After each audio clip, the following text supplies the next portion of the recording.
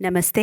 Welcome to my channel Gayatri Pavan speaks. విద్యాబల సమాయుక్తం అంజనా వాయునందనం మఖస్థలి పురాధీశం పశ్చిమాభిముఖం భజే.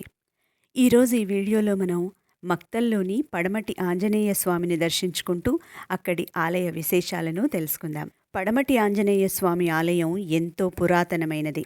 ఇక్కడ ఆంజనేయ స్వామి విగ్రహం జాంబవంతుడి చేతుల మీదుగా ప్రతిష్ఠించబడింది. జాంబవంతుడు స్వామివారిని పశ్చిమాభిముఖంగా ప్రతిష్ఠ చేశారు. అందుకే ఈ స్వామివారిని పడమటి ఆంజనేయ స్వామి అని పిలుస్తారు. స్వామివారిని పశ్చిమాభిముఖంగా ప్రతిష్ఠ చేయడం వల్ల భక్తులు దక్షిణాభిముఖంగా ఉండి నమస్కరిస్తారు. అందువల్ల ఆంజనేయ స్వామితో పాటు ఆ నమస్కారం యమధర్మరాజుల వారికి కూడా చెందుతుందట. అందుకే పడమటి ఆంజనేయ స్వామిని దర్శించుకున్న భక్తులకు అపమృత్యు దోషాలు తొలగి వారికి దీర్ఘాయుష్షు కలుగుతుందట. ఇప్పుడు మక్తల్గా పిలువబడుతున్న ఈ గ్రామం అసలు పేరు మఖస్థలి.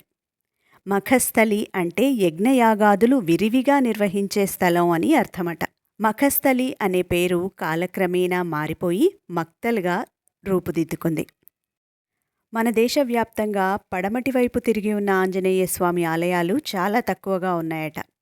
అందులో మక్తల్లోని పడమటి ఆంజనేయ స్వామి ఆలయం ఎంతో విశేషమైనది. ఈ ఆలయంలో మరో ప్రత్యేకత, స్వామివారికి గోపురం ఉండదు. పూర్వం భక్తులు 2 సార్లు ఈ ఆలయానికి గోపురం నిర్మించాలని ప్రయత్నించారట. నిర్మించిన 2 సార్లు గోపురానికి పగుళ్లు వచ్చి కూలిపోయిందట. అప్పటి అర్చక స్వామివారికి ఆంజనేయ స్వామి రాత్రి కలలో కనిపించి సూర్యోదయం నుంచి సూర్యాస్తమయంలోపు నదీ జలాలన్నీ తీసుకువచ్చి ఆగమశాస్త్ర ప్రకారం గోపురం నిర్మిస్తేనే నిలుస్తుందని చెప్పారట.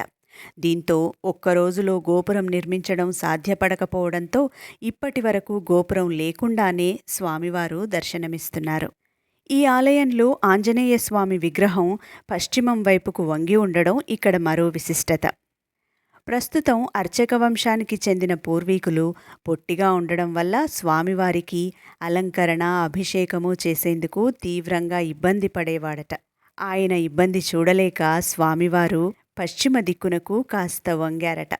చాలా కాలం క్రితం ఇక్కడి అర్చక స్వాముల వారు పనిమీద వేరే ఊరు వెళ్లాల్సి రావడంతో చిన్నవాడైన తన కుమారుడికి స్వామివారి పనులు అప్పగించి వెళ్లారట.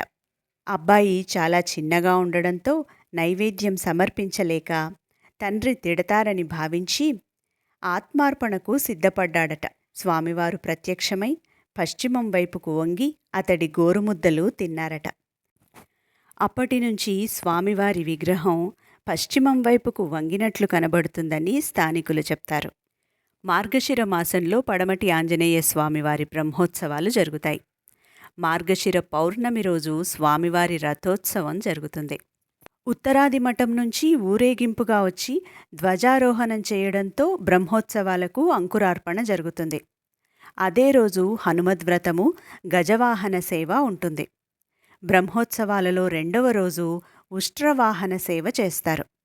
3వ రోజు ఉదయం పవమాన హోమము, నెమలివాహన సేవ చేస్తారు. సాయంత్రం ప్రభోత్సవం ఉంటుంది. 4వ రోజు మార్గశిర పౌర్ణమి. ఆ రోజు స్వామివారికి రథోత్సవము నిర్వహిస్తారు. చుట్టుపక్కల గ్రామాల నుంచే కాకుండా పక్క రాష్ట్రాలైన కర్ణాటక, మహారాష్ట్ర నుంచి కూడా భక్తులు స్వామివారిని దర్శించుకునేందుకు బారులు తీరుతారు. పడమటి ఆంజనేయ స్వామి బ్రహ్మోత్సవాల సందర్భంగా భక్తులు అఖండ జ్యోతులు వెలిగించి దాసంగాలు సమర్పిస్తారు. బ్రహ్మోత్సవాలు జరిగే ప్రధాన 3 రోజులు ఆలయ పరిసరాల్లోనే నిద్ర చేస్తారు.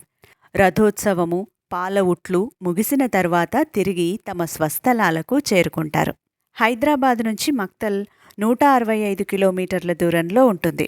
హైదరాబాద్ నుంచి రాయచూరు వెళ్లే బస్సు ద్వారా మక్తల్ చేరుకోవచ్చు.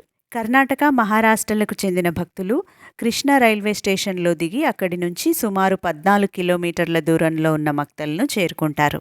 మహబూబ్ నగర్ నుంచి సుమారు 65 కిలోమీటర్ల దూరంలో మక్తల్ ఉంటుంది. బస్టాండ్కు ఎదురుగానే స్వామివారి ఆలయం ఉండడంతో భక్తులు పెద్దగా ఇబ్బంది పడకుండానే స్వామివారి ఆలయాన్ని చేరుకోవచ్చు. ఆంజనేయ మతిపాటలాననం కాంచనాద్రి కమనీయ విగ్రహం పారిజాత తరుమూలవాసినం భావయామి పవమాననందనం.